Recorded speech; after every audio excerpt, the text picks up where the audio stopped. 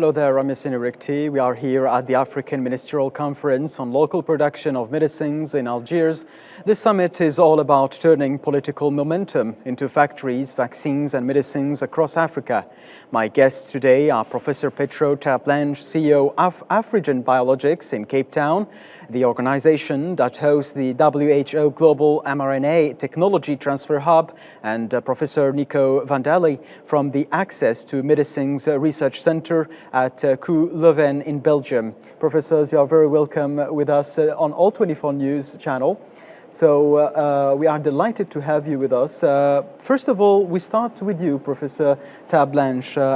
As your participation here comes to its end, according to you, what does this Algiers Declaration and Ministerial Conference represent for the future of African pharmaceutical manufacturing, and why is this moment is strategically important? Yasin, thank you. And this was my first visit to Algiers, not my first for the Local Production Forum. So I want to congratulate the government and the country of Algeria for the progress that you've made in the last few years. What was very eminent over the last few days was how, through policy reform, through a dedicated department as part of the government, leading and enabling, creating an enabling environment for local production here in Algiers is so important. So Algiers will play a critical role in Africa as it fosters research, development and manufacturing. It is very clear that your country has diversified local production priorities, not only for vaccines, but also for biologics, biosimilars, for non-communicable diseases, but also small molecules and diagnostics that will support essential health products. That is essential for a continent's health security, that we have countries with very strong ecosystems. So Algeria's declaration will prioritize collaboration across African countries and across the continent to work together on products, on local manufacturing, but also on regulatory reform, so that we expedite the approval of products on the continent to give local manufacturers more certainty around the timelines to market, and to create the capability for us to not only receive technology for production, but also to develop technology and share amongst African countries. Yes. So this was a very, very important forum showcasing what Algeria is doing and being a blueprint around government support, public-private partnerships and academic partnerships. But it's also part of a future Africa where we all collaborate with a common goal. So according to you, Dr. Tablanche, what exactly are you expecting from the outcomes of this Algiers Declaration? What is going to add for maybe the African pharmaceutical industry in the future? So I think the first very important thing is we will have a reconfirmation. We're in a dynamic world where many things change. The global landscape around health products and manufacturing has changed dramatically over the last 5 years. So first, a confirmation that we're aligned as a continent on what are the key components of an ecosystem that needs to be supported and created to foster a continental local production capability. Great. Thank you, Professor Tablanche, indeed. And my next question is to Professor Nico Vandali. So Algeria now hosts actually nearly a third of the pharmaceutical plants on the continent, with over 80% of its own medicines locally produced. How do you perceive this idea, or how do you see that Algeria's role in shaping a continental ecosystem and helping maybe other neighboring African countries? Thank you, Yasin, and I join my colleague in thanking for being here in this conference center, for having also the opportunity to share ideas with you. If it comes to Algeria, allow me to dive into a content topic, let's say producing of vaccines. Given the population of Africa, there's almost nothing produced on the continent. I said almost, okay, be careful. So this percentage is very low. If you want to do this yourself, that's a very good idea, and the 2040 ambition of the African CDC is supporting that. But then, of course, instead of importing one vaccine, you have to probably import 100 raw materials. So it's very important that also the continent can produce these raw materials and get these raw materials also on the continent. I think that's a very important element, and what is true for vaccines is also true for antivirals, diagnostics, anything. So you have to be sure, if you don't import anything, that you have all the tools and all the necessities also on the continent. Having that said, I think you can also rely on the fact that the production should be regional. If you put down a production facility, think again about vaccines, it can produce millions and millions in a year. That's usually larger than any population on an African country. So collaboration will definitely be needed, that different countries make different things and they make it for each other. I think that's also guaranteeing that ecosystem, that the demand should be there. If the demand is there from many countries, then the production is viable and economically sustainable. Yes, exactly. With a cooperation or collaboration with neighboring and most developed African countries in this domain, what they can maybe add or beyond products, beyond systems and standards, models, maybe they can add to this? Yeah, so we talk mainly about local production, but as already mentioned, there's an ecosystem surrounding it. So you also need a lot of QA, QC, regulatory bodies.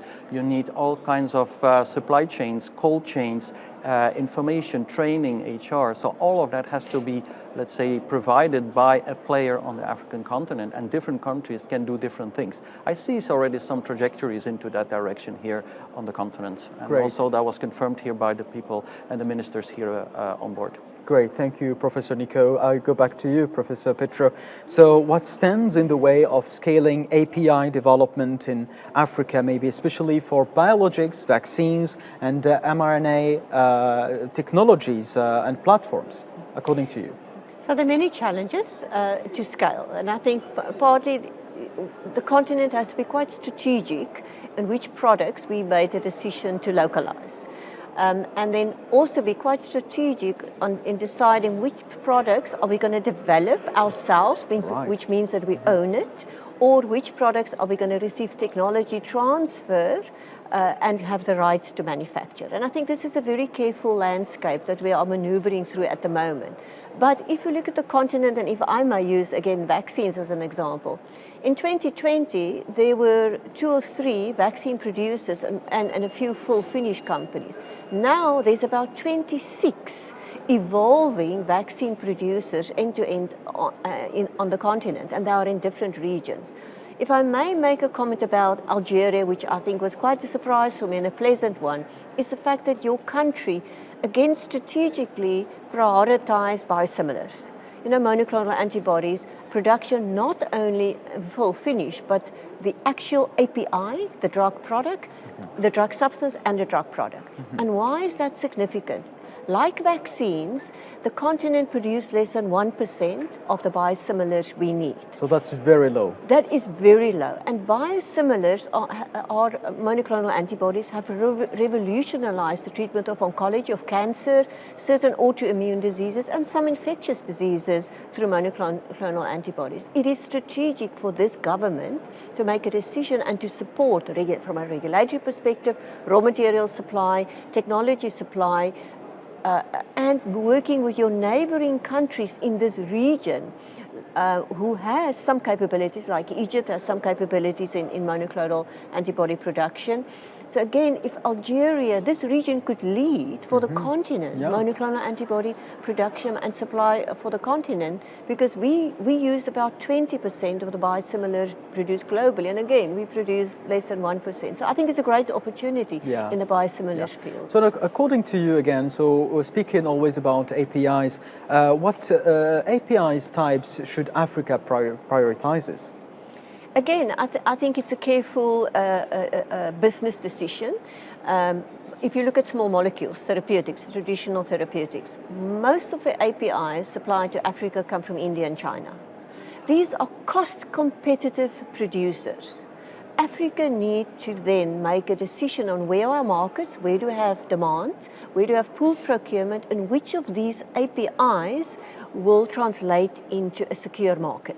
And I think it's a complex decision, but it's a strategic decision. On the other hand, if we do not take some of these capabilities on board, we're also not supporting a broader ecosystem, because vaccines, biologics, biosimilars, biologics, small molecules, therapeutics, uses the same ecosystem. It uses the same regulatory system. It uses many of the same raw materials, vials, syringes, consumables. So if we strengthen one part of local manufacturing, we may not be able to support a full ecosystem. So I think we need to do all of it, but we need to be very strategic on which of the APIs we actually start manufacturing. Exactly. So also you have all mentioned that Afrigen works with many countries and many manufacturers. So what makes a tech transfer partnership truly effective within the African continent, beyond maybe training and templates? So Afrigen is very proud to, at this point, be the only African company that transfers technology to African countries. We have in the mRNA tech transfer program 5 countries that we work with, and our technology transfer program is quite unique because we've customized it to meet the readiness level of our partners. For example, Egypt transferring to Biogeneric Pharma, they're a well-established company, they have quality management systems. mRNA is a new technology for them, but they have the infrastructure and the knowledge base to receive it.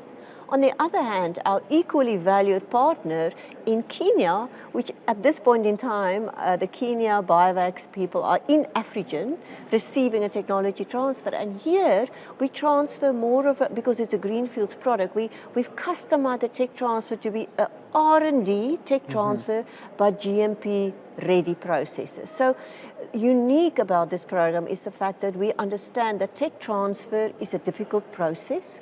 It is usually done as a bilateral.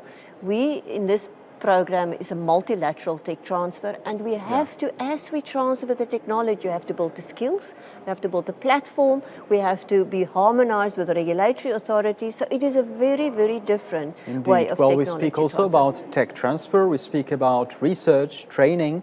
So I will go back to Professor Nico. Professor Nico, from your research studies, what governance models prevent symbolic transfer and ensure a real transfer and the real absorption of technology?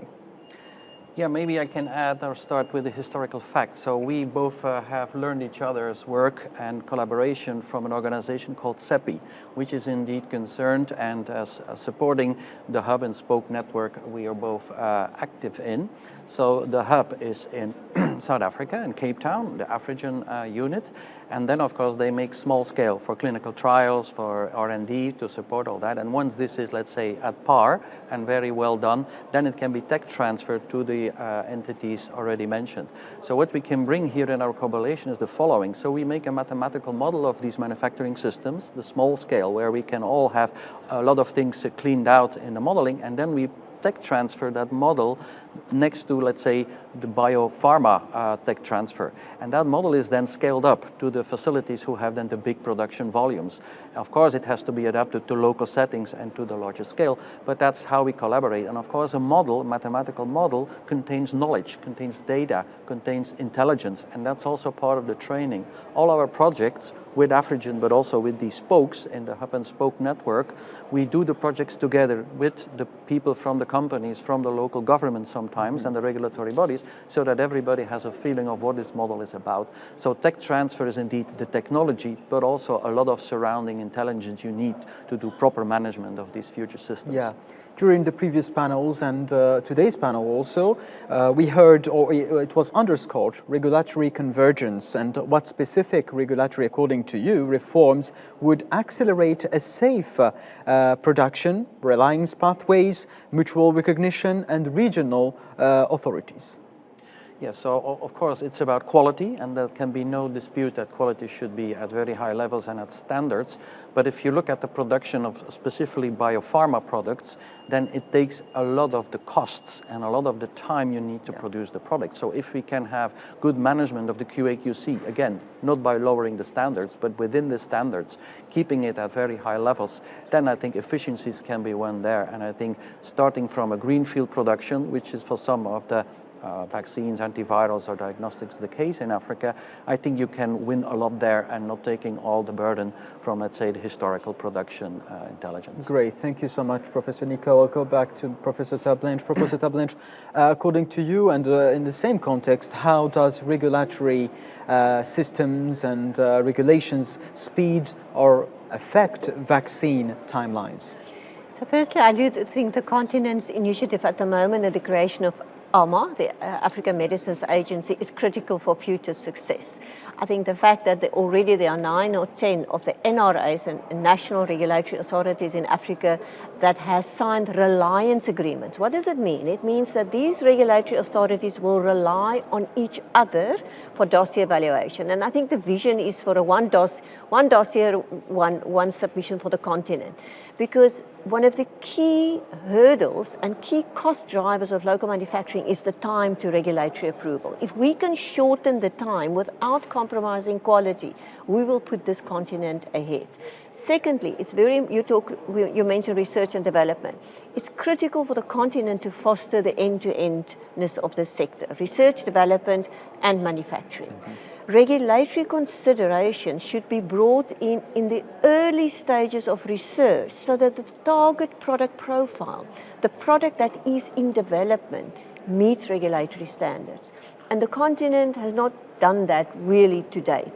It's one of the key interventions that we integrate regulatory considerations also into the development considerations. Yeah, thank you so much. And there is a prominent question here which speaks about regulations always.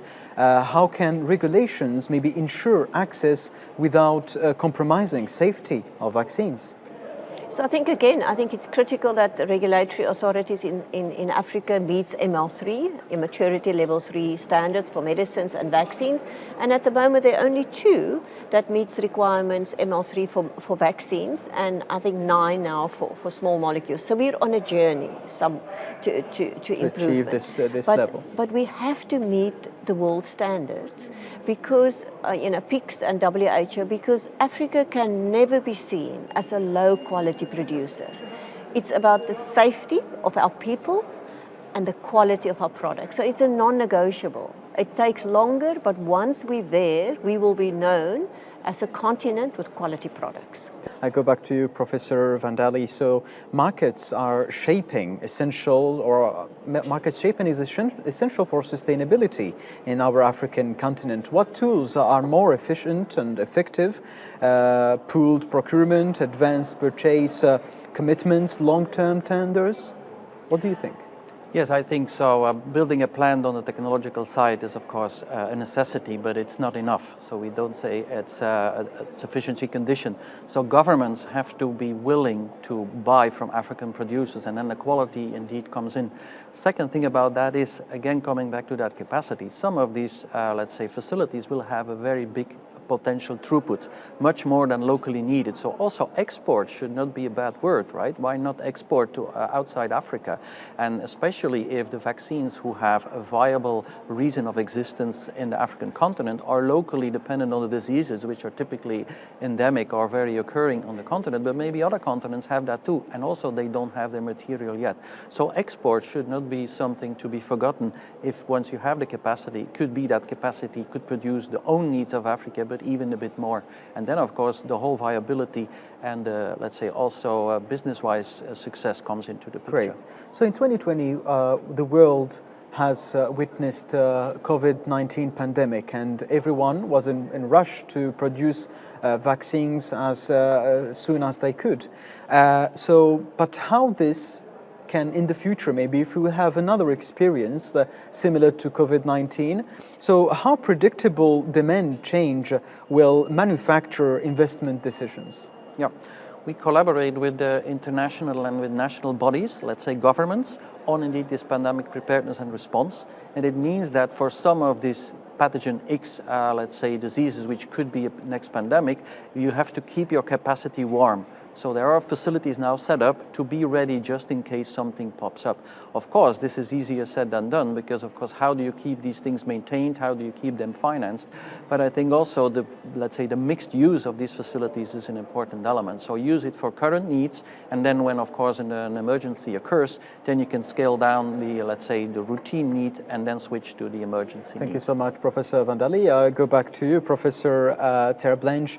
Where do you think does the WHO mRNA hub stand today, and when do you expect partners to move from pilot batches to commercial-ready products?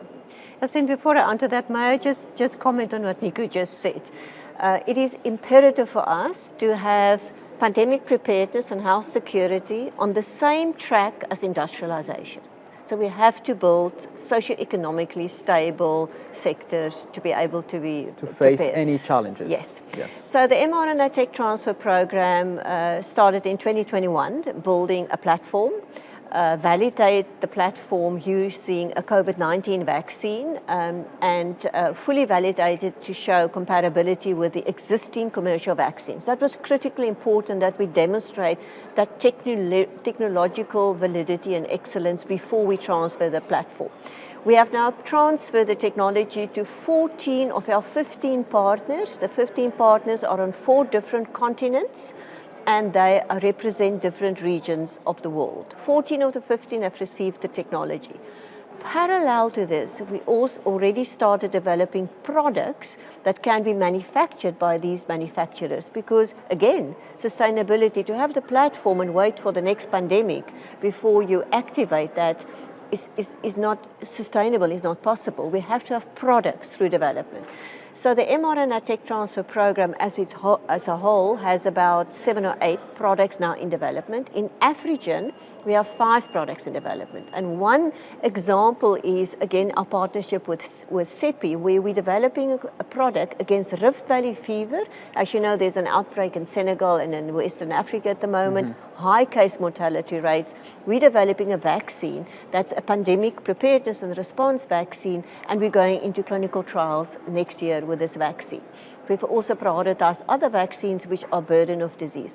How long does it take to develop a vaccine from concept to market? 7 to 10 years. That's the reality. That's the nature of it. Yeah. So, but what this... That's a long time. It's a long time, and it's a complex process. But what the mRNA tech transfer program is doing now is we transfer to 15 partners. Then we foster these R&D consortia to drive the pipeline of products through to development. What is significant about the program, in 2020, none of the 15 partners had any mRNA capability. At the end of this year, 14 have received the mRNA tech transfer. And in 2030, 10 of the 15 will have GMP facilities to produce mRNA products. And by 2032, we should have first product in market. So this is a journey for us, but it is an essential journey to give access to mRNA technology for low middle income countries, and to utilize mRNA's innovation promises for therapeutics, for gene therapy. We talked about CAR-T earlier in the conference, and also for vaccines. Great, thank you so much, Professor Terblanche. And if you had one last message, or request or demand from the decision makers, policy makers who are gathered here at the ministerial conference, what would be that? Let's not just talk, let's do. Let's prioritize what are the key hurdles we need to cross. Support Africa. Support Africa beyond anything as a continent. Yeah, thank you so much, Professor Terblanche. Indeed, I go back to you with the same question, Professor Van Dali. So if you had one last message to the decision makers, policy makers, ministers gathered here at the International Conference Center for the next 12 months, maybe there will be many decisions, collaborations, partnerships, MOUs signed. What would be your message to them? Well, as of course the term local production resembles like a good product, a vaccine, an antiviral diagnostic, but let me please assure this is not enough, right? We need additional ecosystem stuff around it, and it means collaboration with different ministries, different countries, and different, let's say, expertise. Thank you so much, professors, for being with me today.